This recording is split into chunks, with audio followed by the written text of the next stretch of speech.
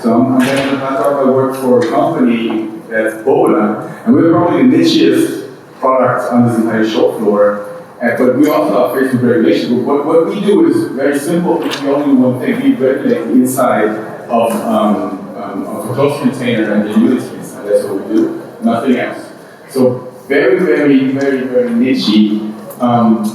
And there's always one regulation in every market that hits us. You know, and for us, North America is cool. Europe is tough because the regulations on humidity in Europe suck. Okay, so data metrics and everything. But these guys, they have different perspective from a much larger viewpoint out there.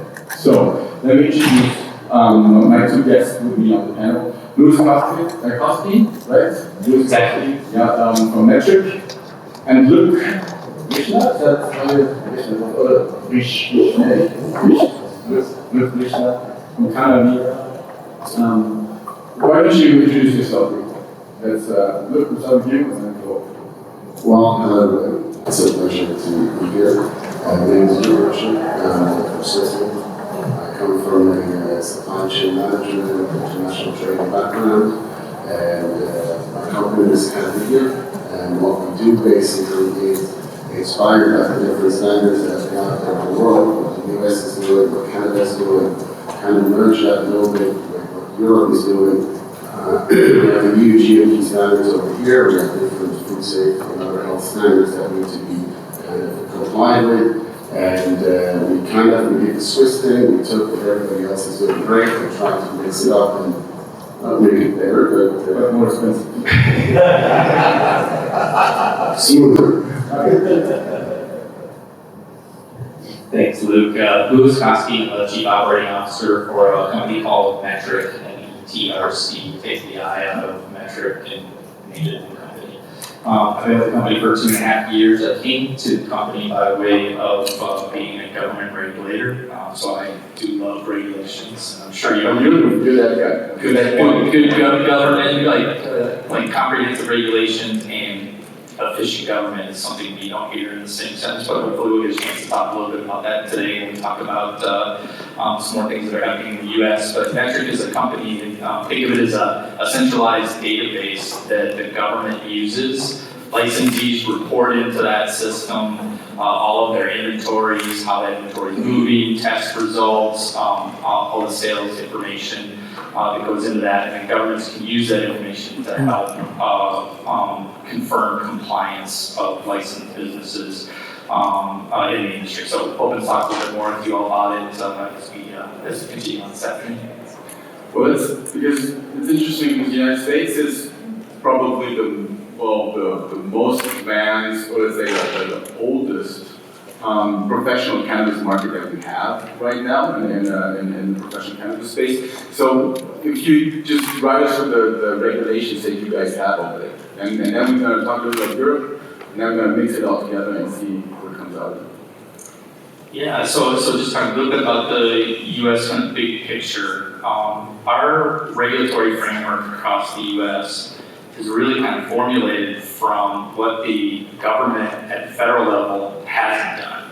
So way back when I first got into cannabis policy back in 2010, the federal government basically said we're going to start enforcing less cannabis violations by people that are using it for medical use. Just by making that small comment publicly about how they're going to take enforcement action or not take enforcement action, the entire industry in the United States started to formulate, first with medical frameworks and then later with adult use. So that was kind of the first thing. The second thing that the federal government didn't do anything with is regulate. They can't say on one hand, this is completely illegal federally, we're not going to prioritize enforcement, but we're certainly not going to regulate an illegal substance that's a food product or agricultural product. So they didn't do a lot of that. So a lot of the regulations that formulated in the US, formulated by a state-by-state basis, with each state kind of interpreting what they think the federal government would want.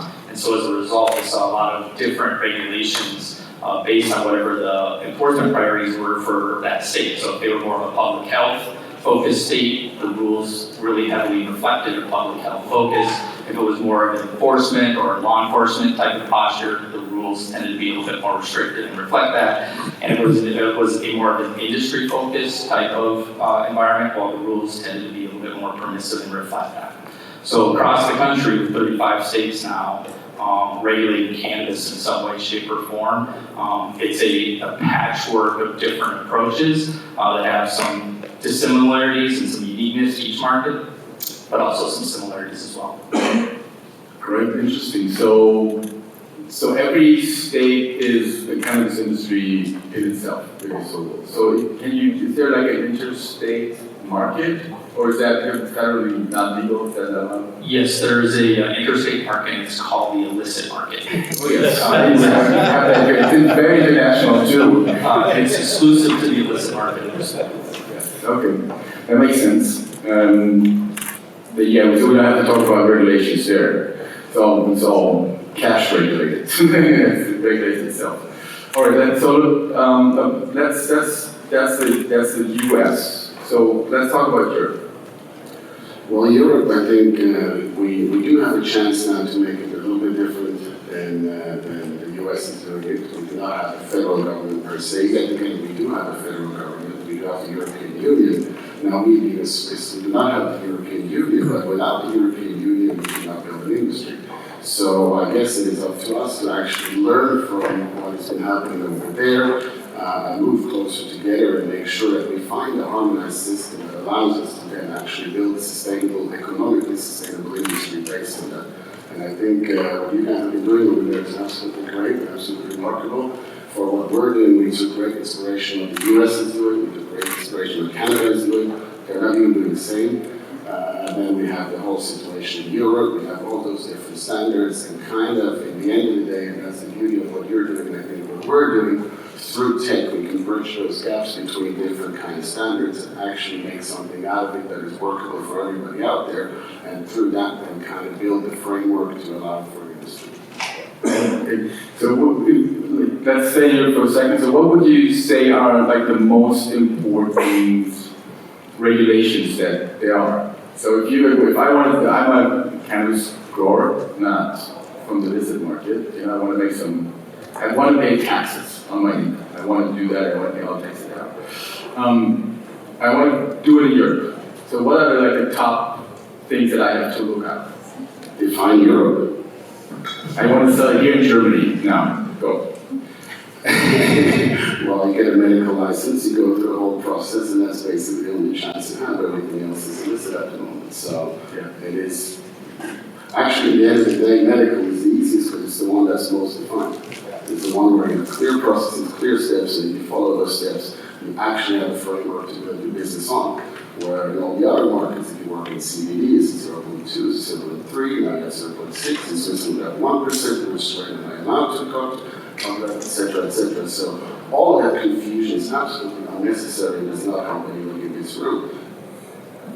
I agree. And I feel like one thing that takes for everybody makes everything much easier is technology, right? So this is, for now, since we live in an interconnected world, we have access to data. I mean, your two companies are based on data, right? That's what makes everything more transparent and easier. Can you, like from your perspective, how does data help?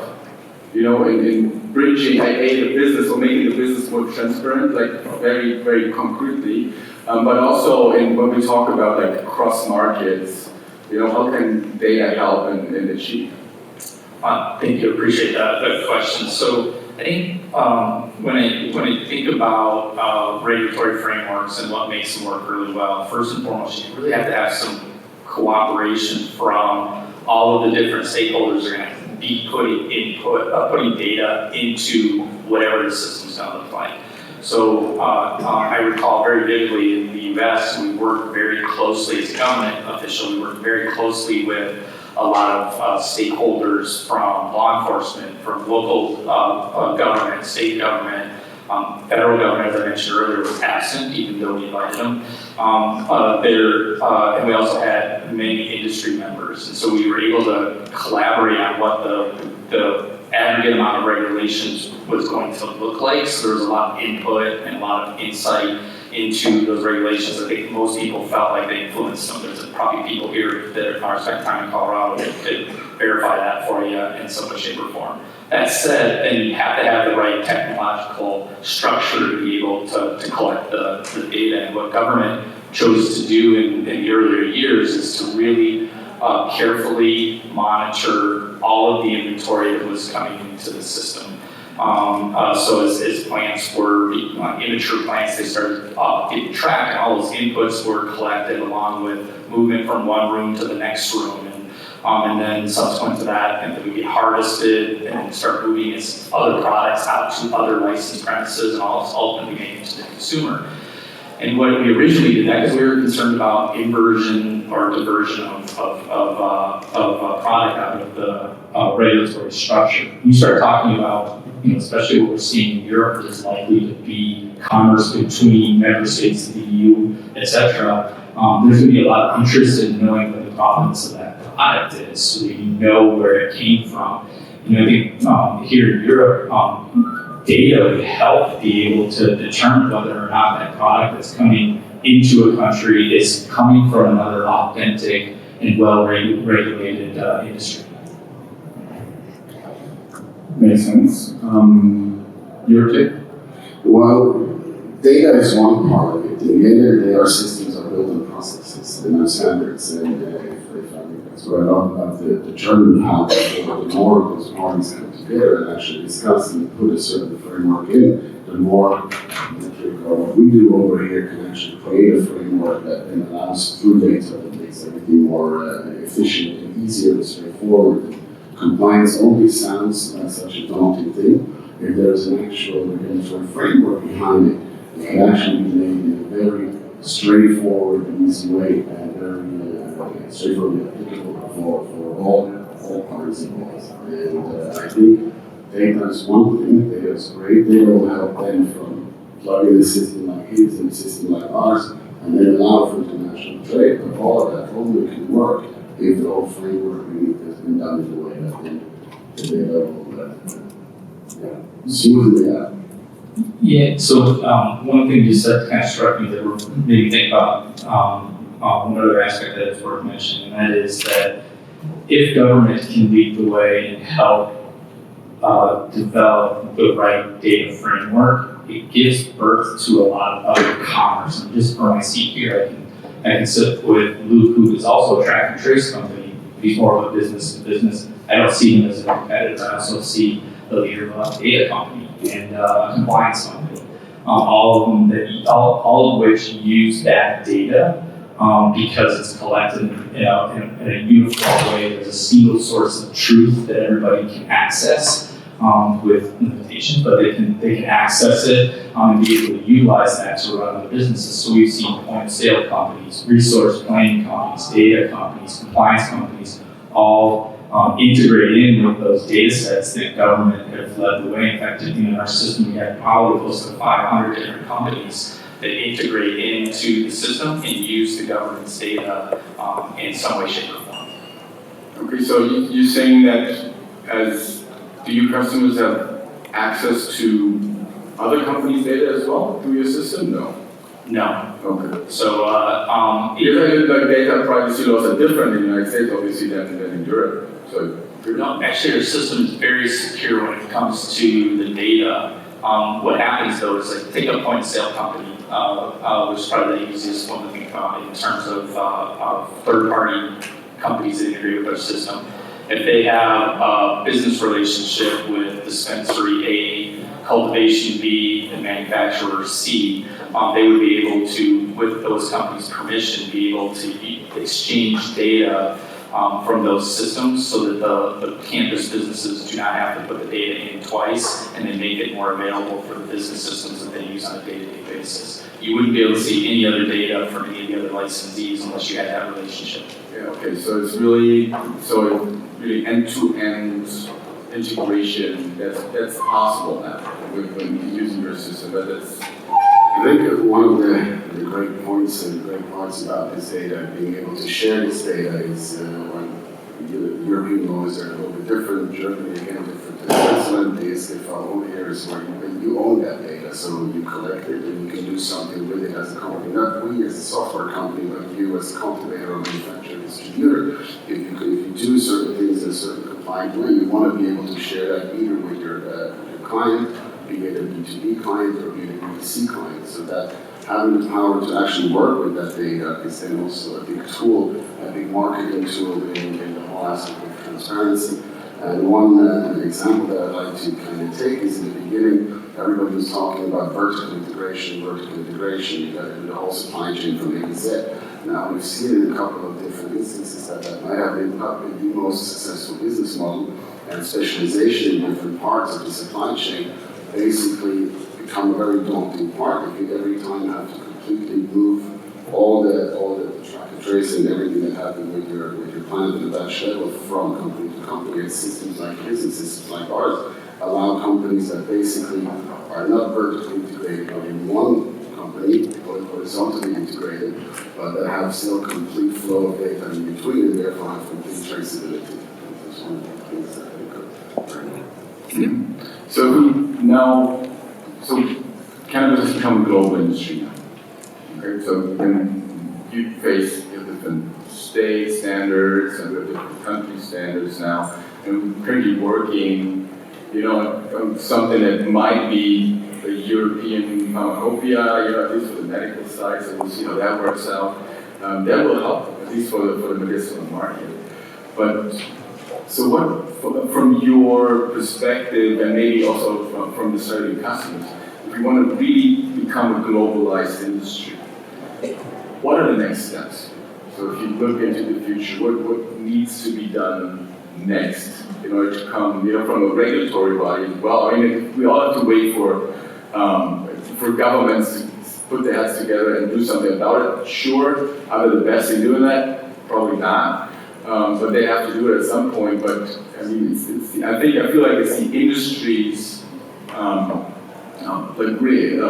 the job to steer them in the right direction. Because we're the experts, so to say. So what are the next big steps that have to be taken by anyone? Well, it depends on the different countries. I'll give an example from Switzerland, the step that we're doing. Again, it depends. Is it medical? Medical, you can trade. Medical is a regulated industry. It's a global industry. If the country allows for it, you can move around it. We're now doing those recreational pilot projects, which is, I think, a very exciting approach to how can the industry be formed.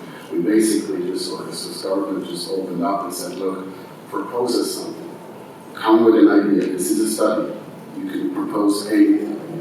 The only thing is it has to be Swiss organic, which is a different story, but in the end of the day, it really allows to study how can an actual industry be formed, how can it be brought out of the black market, how can there happen tax collection, as you mentioned before, how can different consumer protection, consumer safety standards and so forth, also how can we bring people away from the black market, how can we do that without just blocking it with so basically I think the next step is how to allow for countries or allow for the industry to create social studies or studies within the different countries at first, and then hopefully some of the studies come to the same conclusion. At some point we can integrate our systems and then allow for your country or your company and our company to actually conduct business there.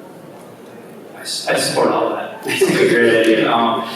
Just thinking about next steps. I really feel strongly that industry participants have a really significant role in working hard to establish a credible regulated framework. And I'm hearing that today from a lot of the speakers on how important that is on a member state by member state basis. And so I think it's kind of encouraging to hear that. In fact, I think some of the more well-regulated states in the U.S. Have really kind of lent themselves to, especially the government side, has given that space for industry to innovate and move quicker without question, having been both in the government sector and now in the private sector. The private sector is much more capable of moving quickly, and they're much more capable of really kind of setting the standards.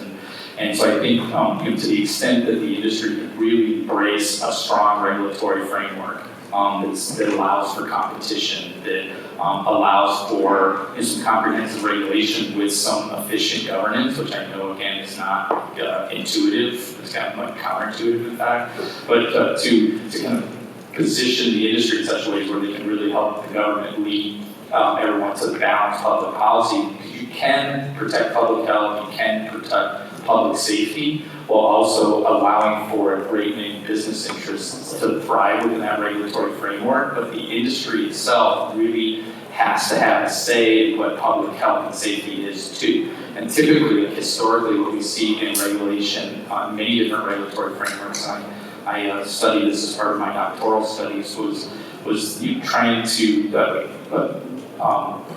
come up with ways for industry to help determine what public health and safety is, rather than distrusting their private interests to just make money. And I'm hearing it today. It's really interesting on a couple of the panels where we were talking about really focusing on patients or really focusing on consumers rather than how we're going to make money first. So it's really great.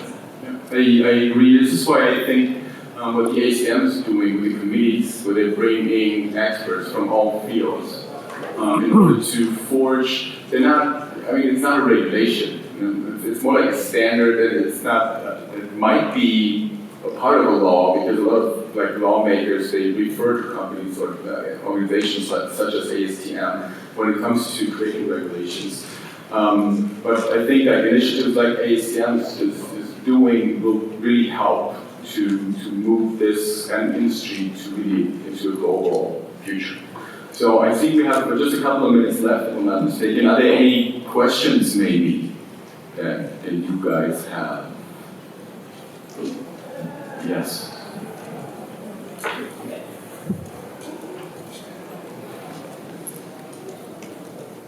Hello, thank you for sharing with us. My name is Yaravi Karster. I'm the founder and executive chair of Frontier Data. Obviously, been following the work that Metric has been doing for over a decade. And this question may be particularly for you. What do you see the greatest opportunity and challenge for Europe when it comes to this idea of crafting this regulatory infrastructure so that it can lead to better information sharing when we look at the US and the opportunities and challenges that we have there? Thanks. So that was That's an easy one, I guess. it was hard. I was going to refer to Luke because I know he knows the European market much better than I do. But so just what I'm learning is I think one of the biggest challenges is that member states within the European Union, obviously like Switzerland and the UK, they're going to be more. They're going to have their own public health and safety priorities, and they also have their own priorities with respect to the type of tax revenues that they want to bring in. So being able to find some common ground between all of the member states, I think is going to be a challenge when I start thinking about how the different countries are approaching it. And I just assume that I'm right about this, but I think there are some countries that are more interested in exporting cannabis outside their boundaries, where others are maybe more interested in a tourism type of business to customer type of relationship between licensees. So I think trying to be able to harmonize all of those and create systems that allow for uniqueness of public policy priorities, but also allow all of the member states to still be able to work together really closely. Again, I think I don't know you really well, but I do know that technology, data, and those types of companies really have the potential to help bridge that gap. And in a lot of ways, I think government has the right, could have the right ideas, but maybe not the ability to execute on those high-level data and technology needs. And so companies like ours can certainly help bridge that gap. I think another big part is that systems or standards are there. Agriculture happens, there's trade happening all around the world, standardization has happened, there's different ICBC is doing a movement right now, there's a whole bunch of other ones out there. We should stop to try to reinvent the wheel. Just choose one of them that is out there. It works for every agricultural good. They're trading that all around the world, food safety, health, health safety standards, consumer safety. It's all guaranteed. Just basically choose one of them. They're all the same, more or less, at the end of the day. Anyways, and then you have the GMP part, which is a little bit on top of that. But at the end of the day, having or trying to have to reinvent the wheel all the time, which I think is a bit of an issue of this industry where everybody wants to try and reinvent the wheel, where at the end of the day, a lot of it is there. Just mix it together and create something that works for all of it. And I think technology is a bridge that can then actually, to those different standards, came from always. Well, I would doubt that a regulatory body would try to reinvent it. Usually they look what's out there already. I mean, the industry. Yeah, regulatory bodies in the industry. I agree. So, any more questions? Yes, right here. Beautiful. Specifically, Louis, you mentioned it's very helpful to have states that are already on board and stakeholders involved in the process to implement data tracking. What do you do with the Oklahomas of the world, where resistance is going to equal persistence? And how do you get those maybe traditional American markets to get it and catch up to the standards that are out there? We almost have this like free Marines mentality sometimes in the Wild West. So I'm just curious. Thanks, Mark. I appreciate the question, and good to see you again too. I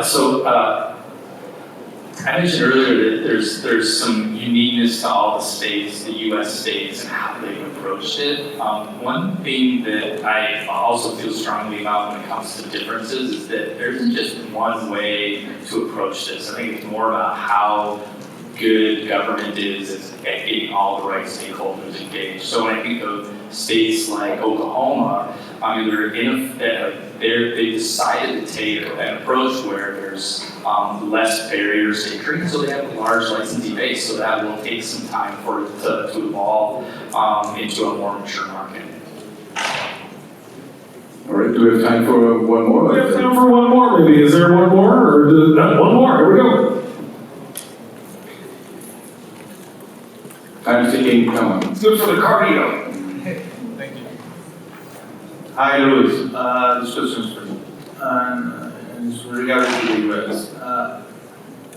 What are your thoughts about FDA establishing grandfather products in the same way they did for tobacco in 2009 when they said, well, the deadline is 2007 and everything from that moment on will need a submission? Do you see that happen with cannabis? I would have to say probably not, and probably more because the variety of product is so great, right? So, for example, you have chocolates, you have cookies, you have other confections. Those are not likely to just simply get a pass because federal legalization comes around. In fact, I think it's something that everyone's really concerned about. I think there's a lot of things to consider when we talk about federal legalization, how great it is, or how many challenges it's actually going to present for an industry that, again, was built around the fact that the federal government wasn't present for a lot of the decisions that were made. So I think we have products that are much more analogous to tobacco, perhaps. When you start talking about others that have various regulations, you could essentially be giving cannabis licensees or businesses a competitive advantage over other businesses that have to live up to that regulation that they've been working with for years. All right. All right. Thank you very much. Lucas,